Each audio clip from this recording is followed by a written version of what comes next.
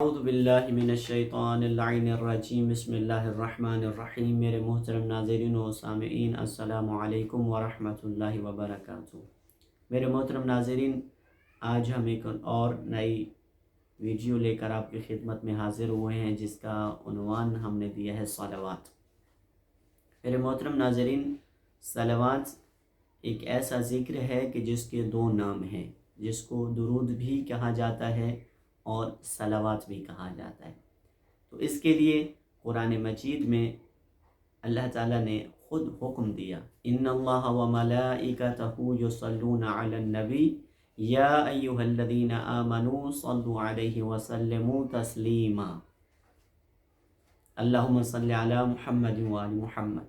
اللہ تعالیٰ قرآن میں یہ واضح انداز میں ارشاد فرما رہے ہیں کہ اے ایمان والو، میں اور میرے فرشتے نبی و آل نبی پر درود بھیجتے ہیں، اس لیے اے صاحب ایمان تم بھی صلوات بھیجو۔ یہ حکم اللہ دے رہے ہیں۔ تو صلوات کی بہت ساری فضیلتیں ہیں۔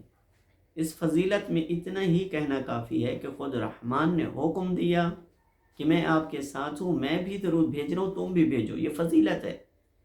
اور دوسرے نمبر پہ یہ فضیلت کے لیے کافی ہے کہ خود حضور مکرم یہ ارشاد فرماتے ہیں کہ اے میرے ماننے والے، مجھ پر اور میری آل پر کثرت سے درود پڑھا کرو۔ کیوں؟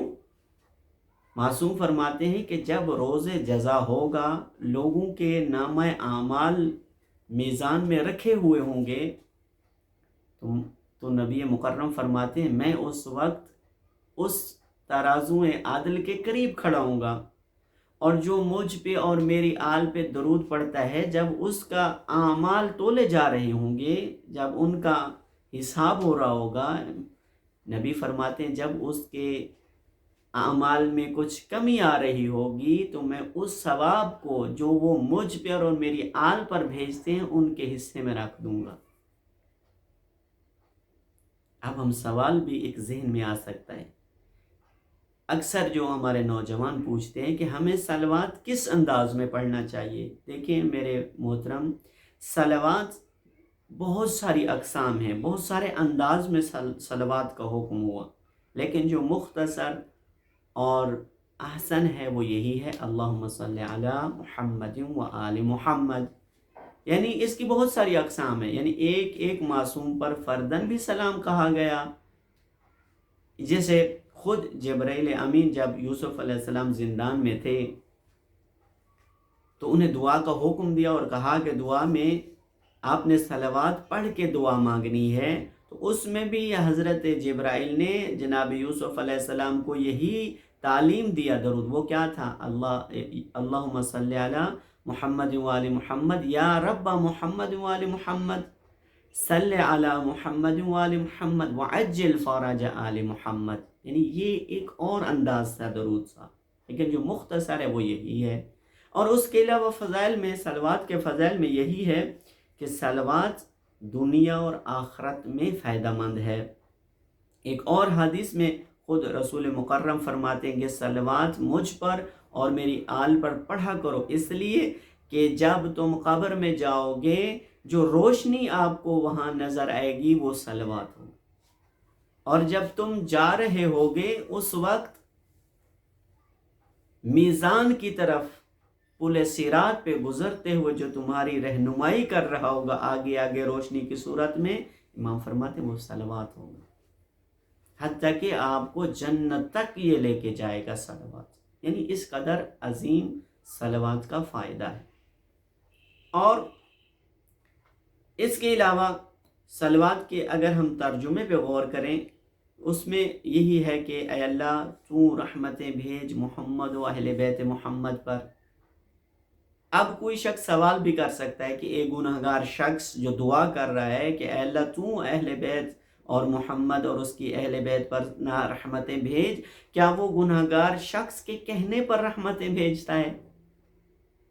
یہی سوال آپ کے اور میرے ساتویں مولا امام موسیٰ کاظم علیہ السلام سے کسی شخص نے آ کے کیا، کہنے لگا مولا میں تو گناہگار شخص ہوں، میں اللہ کے دربار میں یہ دعا کروں کہ اللہ تو اہل بیت محمد و اہل بیت پر رحمتیں بھیج، کیا میرے کہنے پہ اللہ رحمتیں بھیجے گا؟ امام علیہ الصلوۃ والسلام نے ایک شخص، قریب بیٹھے ہوئے شخص کو حکم دیا کہ پانی اور ایک خالی پیالہ لاؤ۔ جب وہ ظرف، برتن یا پیالہ آ گیا تو معصوم نے اسے حکم دیا کہ اب اس کو پانی سے بھر۔ جب وہ ظرف پانی سے پر ہو گیا، اب امام علی مقام نے اس کے سر پہ رکھا اور اس شخص کو کہا کہ اب اس میں اور پانی ڈال۔ جیسے اس ظرف میں اور پانی گیا، ظرف تو پہلے ہی پانی سے پر تھا، تو پانی اس کے جسم پر آنا شروع ہو گیا۔ اب امام فرماتے ہیں اے شخص کیا تو سمجھ گیا؟ کہنے لگا نہیں مولا میں ابھی بھی نہیں سمجھا۔ تو امام فرماتے ہیں وہ جو اللہ نے ہم پہ رحمتیں بھیجی ہیں وہ ہم پر اتنی ہی رحمتیں، اتنی زیادہ رحمتیں ہیں کہ جب کوئی ہمارا ماننے والا ہم پہ رحمتوں کا دعا کرتا ہے، ہم پہ رحمتوں کا صلوات بھیجتا ہے، ہم پہ رحمتوں کے لیے درود پڑھتا ہے، تو امام فرماتے وہ رحمتیں ہم سے ہو کر خود اسی کی طرف جاتی ہیں۔ یقیناً یہ رحمتیں ہم اپنے لیے مانگ رہے ہوتے ہیں۔ اور اس صلوات کے متعلق کسی نے صاحب المیزان جنہوں نے تفسیر لکھی ہے ان سے ایک دفعہ کہا کہ قبلہ رنج و غم مجھ میں بہت زیادہ ہیں، بہت زیادہ پریشانیاں ہیں، یعنی ایسے لگتا ہے کہ سمندر آ گیا پریشانیوں کا۔ تو انہوں نے ایک عجیب جملہ کہا، انہوں نے کہا جس طرح آپ کی زندگی میں پریشانیوں کا سمندر آ گیا تم بھی صلوات کا سمندر بھیج دو، پھر دیکھو کہ کیسے رحمتیں آتی ہیں۔ آخری بات کہ قرآن مجید میں جیسے اللہ نے حکم دیا ہم نے ویسے ہی صلوات پڑھی۔ اور یاد رکھیں ایک بزرگ عارف کا جملہ آپ کی خدمت میں عرض کرتا چلوں، وہ فرماتے ہیں کہ جس طرح صلوات کی فضیلتیں ہیں ہمیں اس سے کہیں زیادہ بڑھ کر صلوات پڑھنا چاہیے تاکہ ہم ان فضائل و کرامات کے مستحق ہو سکیں۔ وہ فرماتے ہیں ہر عمل کی سائیڈ ایفیکٹ ہوتی ہیں، مثلا کوئی دوائی آپ نے لی اس کی سائیڈ ایفیکٹ، وہ فرماتے 3 چیزوں کا کوئی سائیڈ ایفیکٹ نہیں ہے۔ وہ فرماتے سب سے پہلے تلاوت قرآن مجید، پھر استغفار اور صلوات۔ وہ کہتے ہیں یہ جتنا زیادہ پڑھو گے اتنا زیادہ آپ کو اجر و ثواب ہوگا، آپ کو فائدہ ہوگا۔ لہٰذا آخر میں دعا کرتے ہیں کہ خداوند متعال آپ کو اور میرے تمام دیکھنے والوں کو اور مجھے اور میری تمام ٹیم کو اللہ تعالیٰ زیادہ سے زیادہ صلوات پڑھنے کی توفیق عطا فرمائے۔ والسلام علیکم ورحمۃ اللہ وبرکاتہ۔